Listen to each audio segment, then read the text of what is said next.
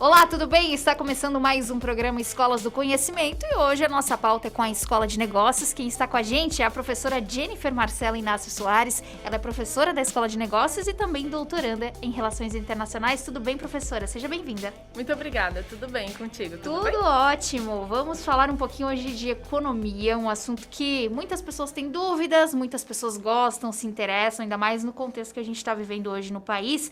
E hoje, essa temática faz parte do Núcleo Institucional de Disciplinas, que é cursada por acadêmicos de diversos cursos aqui da universidade. Eu gostaria de saber, na sua opinião, qual a importância de conhecer como a economia funciona para os diferentes profissionais. A gente sabe que é um assunto que está aí, está na academia, está na sala de aula, e qual a importância disso para os alunos? Então, quando a gente fala de economia, primeiro a gente tem que entender o que é economia. A economia ela vai pensar na produção, na distribuição e no consumo, tanto de bens quanto de serviços. Isso a gente consegue verificar em qualquer uma das áreas. Então, quando eu penso, é muito mais natural pensar na área da gestão. Então, quando eu penso administração, comércio exterior, eu consigo verificar muito mais a questão da economia.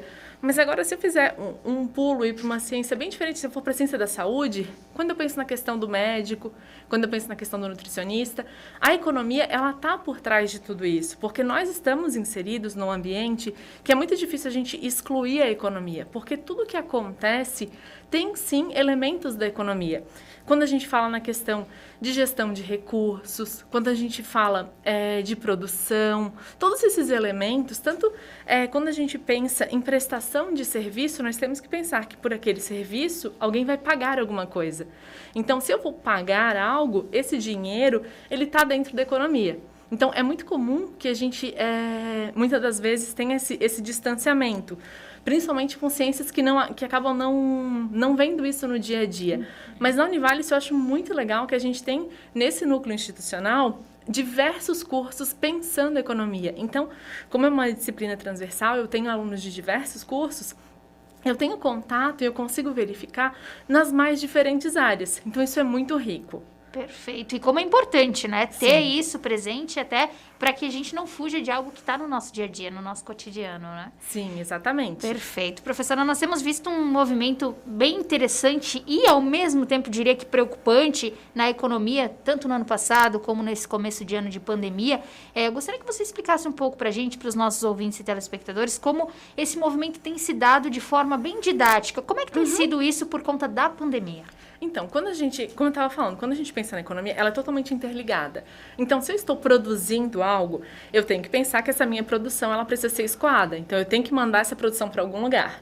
Se eu não mando essa produção para algum lugar, essa produção fica estocada.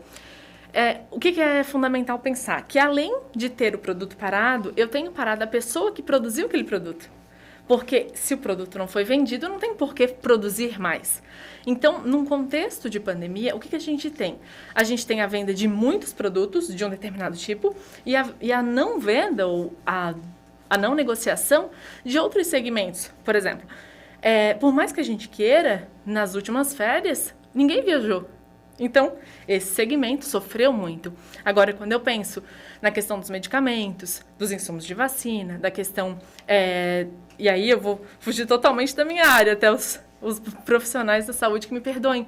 Mas os insumos voltados para este segmento tiveram um aumento muito grande na sua demanda. Eram elementos que a gente não estava planejado, não estava ali no nosso controle. Não, eu vou ter que consumir. Não estava.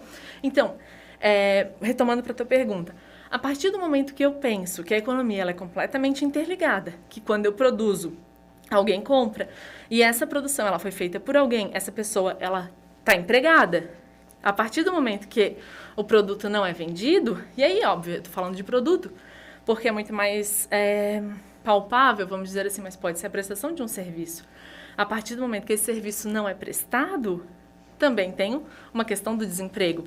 Aí agora pensando na pessoa, que é muito mais do dia a dia, independente do nosso nível social e da nossa atividade. Se eu tenho a não prestação do meu serviço e a não venda do meu produto, o meu emprego está em risco. E aí mesmo se eu for um empresário ou se eu for um funcionário. Com o meu emprego em risco, obviamente eu tenho a minha renda em risco. Aí pensando que é tudo conectado. Se a minha renda não entra, ou seja, se eu dependia de prestar um serviço, dependia de vender um produto e eu não vendo, eu não presto esse serviço, a minha renda não entra. Se a minha renda não entra, eu vou consumir o quê? Então, a gente está, desde o ano passado e esse ano também, a economia vem sofrendo bastante porque a gente está vendo a perda do poder de compra das pessoas, que é o quê? Antes, e eu gosto sempre de usar o exemplo do supermercado, porque mesmo quem não vai no supermercado, vai no supermercado.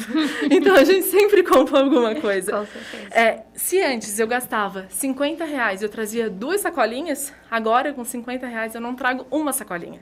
Isso é perda do poder de compra, que vai ser um dos impactos da inflação, porque a partir do momento que os bens eles vão ficando mais escassos, e aí pensando nessa conexão toda da economia, os alunos costumam brincar muito comigo, porque eu sempre falo que a roda da economia tem que girar.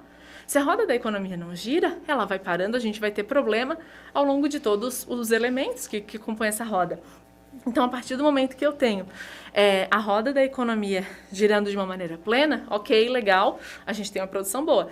Agora, quando a gente já começa a ter esses entraves, que é o contexto que eu estava trazendo, a gente começa, assim, a ter pessoas que ficam desempregadas, que ficam sem os seus recursos, que começam a ter que escolher entre o produto A, o produto B, e essa cesta de produtos, ela vai sendo modificada.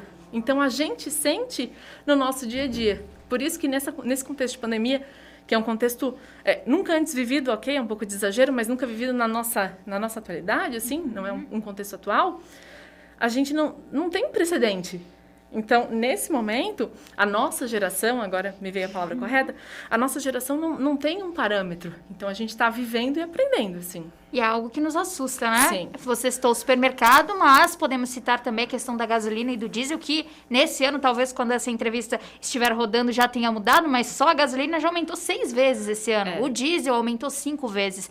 É algo que as pessoas vêm vendo os aumentos e vão se assustando e pensando, nossa, e agora a explicação com relação a isso, que é o poder de consumo. Agora, falando diretamente da gasolina, né, que é um assunto que interessa muita gente que tá de carro, tá sentindo no bolso, sabe que tá difícil. Quais os impactos diretos e indiretos que nós sofremos por esse aumento de determinados produtos? Aí podemos falar da gasolina, do diesel, do arroz, de itens básicos do nosso cotidiano e que giram aí essa roda, né? Sim. Ou não. É verdade, exatamente.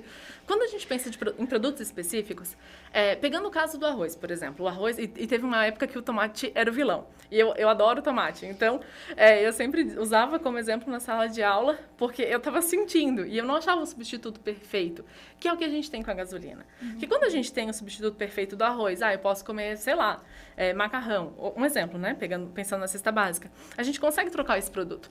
Agora, quando a gente fala de gasolina, de diesel, a gente não tem um substituto perfeito. Tudo bem, eu posso passar o meu carro para o gás, eu posso usar outros elementos, carro híbrido e tal. Ok, mas não é uma mudança de curto prazo. Eu não consigo chegar na prateleira e escolher. Eu tenho que me preparar para isso.